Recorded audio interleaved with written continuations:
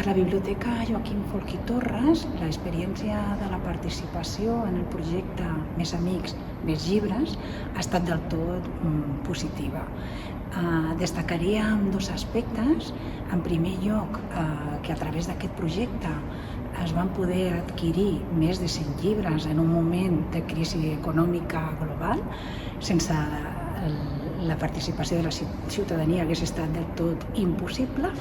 I, per un altre lloc, perquè va significar un projecte en el que la biblioteca va poder establir una connexió amb una comunitat que participava de forma altruista i generosa en la configuració i en la continuïtat del fons i el volum del fons de la Biblioteca Joaquim Folch i Torres.